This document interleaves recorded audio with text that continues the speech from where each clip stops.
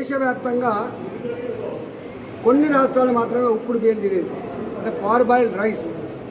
తమిళనాడు, కేరళ ఎక్కువ తినేది. అప్పుడు మన దగ్గర నుంచి పోతుంది. కానీ కేరళ, తమిళనాడు కూడా రైస్ ఉత్పత్తి చేస్తారు, వడ్లు పండిస్తున్నారు. వాళ్ళకే సరిపడే బియ్యం ఉన్నాయి. రెండవది, రా రైస్ తినేదానికి వాళ్ళు అలవాటు పడుతున్నారు, ఫార్ బాయిల్డ్ కాదు. కాబట్టి కేంద్రం ఒక 2 సంవత్సరాలుగా ఉత్తర ప్రత్యుత్తరాలు జరుపుతారు. అయ్యా, ముందు మీరు ఫార్ బాయిల్డ్ రైస్ మీరు ఇవ్వద్దు, రా రైస్ మాత్రమే ఇవ్వాలి. మీరు ఆ వరి వంగడాలు ఏందో, ఆ రైస్ మిల్ టెక్నాలజీ ఏందో, ఆ పద్ధతి ఏందో ఒకటి చూసుకోమని చెప్తే 2 సంవత్సరాలుగా ప్రత్యుత్తరాలు నడుస్తూ ఉన్నాయి.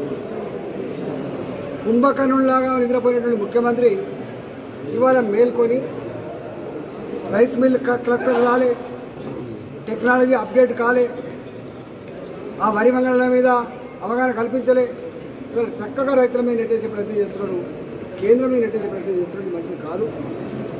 ఇవాళ ఇన్ని వడ్లను మిల్లింగ్ చేసే కెపాసిటీ కూడా ఈ రైస్ మిల్లు లేదు.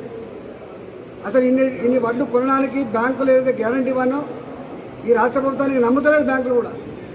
ఇన్ని రకాల కష్టాలు పెట్టుకొని, ఇన్ని రకాల బాధలు పెట్టుకొని దాని నుంచి అది సమాధానం చెప్పలేక, తాను బాధ్యునని చెప్పి అంగీకరించలేక ఇతరుల మీద పెట్టే ప్రయత్నం చేస్తుంది. మంచిది కాదు. ఇప్పటికైనా నువ్వు ఎన్నిసార్లు మాట మార్చినావు. ఓసారి పత్తి పండించమని చెప్తాడు, ఓసారి మక్కలే పండించమని చెప్తాడు, ఓసారి మెట్ట పంటలే అని చెప్తాడు, ఓసారి సన్నవడ్లు పండించమని చెప్తాడు, ఓసారి దొడ్డు వడ్లు పండించమని చెప్తాడు. ఒక్క మాట మీద కూడా నిలకడ లేకుండా, తాను అవగాహన లేక, తాను కన్ఫ్యూజన్లో ఉండి రైతాంగాన్ని ఉసురు పోసుకుంటున్న ఏకైక ముఖ్యమంత్రి దేశంలో కేసీఆర్. ఇంకా ఇప్పటికైనా బేజాలు పోకుండా కొన్ని రాష్ట్రాలలో ఈ రా రైస్ కనుక మిల్లింగ్ చేయిస్తే ఎండాకాలం పంటలో కొంత నూకలు ఎక్కువైతున్నాయని చెప్పి అపో ఉందో, నిజముందో, అవసరం కేంద్రంతో రాష్ట్ర ప్రభుత్వం మాట్లాడుకొని కొంత కంపెన్సేట్ చేసే ప్రయత్నం చేస్తే ఈ సమస్య పరిష్కారమే ఆస్కారం ఉందని రైస్ మిల్లు అంటూ ఉన్నారు. ఇవాళ ఒక్క మాటలో నువ్వు చెప్తున్నావు వడ్లు పండించద్దని, దాని మీద లక్షల మంది అమాయకులు బతుకుతారు. వాళ్ళ బతికేంది? వాళ్ళ మీద లక్షల మంది మహిళా సంఘాలు బతుకుతాయి, వాళ్ళ సంగతి ఏంది? ట్రాన్స్పోర్టు వాళ్ళ సంగతి ఏంది? రైస్ మిల్లులు వాళ్ళ సంగతి ఏంది? వాటిలో ఒక మాటతోటి ముఖ్యమంత్రి స్థానం ఉన్నగా అని చెప్పి ఏం ఆలోచించకుండా, ఎవరిని కన్సల్ట్ చేయకుండా నీకు నువ్వుగా ఇట్లా పెట్టే పద్ధతి మంచిది కాదు. వాళ్ళ జాగాలలో ఇల్లు కట్టుకునేటువంటి మాట కలగానే మిగిలిపోయింది. మన శాసనసభలో స్వయంగా చెప్పింది, డబుల్ బెడ్రూమ్ల విషయంలో కాలనీల పరంగా కట్టలేకపోతున్నాం, ప్రజలకు వాళ్ళ సొంత ఇంటి కళ నెరవేరలేకపోతూ ఉంది, వాళ్ళ జాగాలలో ఇల్లు కట్టించే జీవో ఇస్తా అని చెప్పిన ముఖ్యమంత్రి ఇప్పటి వరకు ఆ ఊసు ఎత్తట్లేదు. ఎప్పుడు కూడా కేసీఆర్ గారు ఏదైనా బై ఎలక్షన్ సందర్భంగా, ఎమ్మెల్సీ ఎన్నికల సందర్భంగా,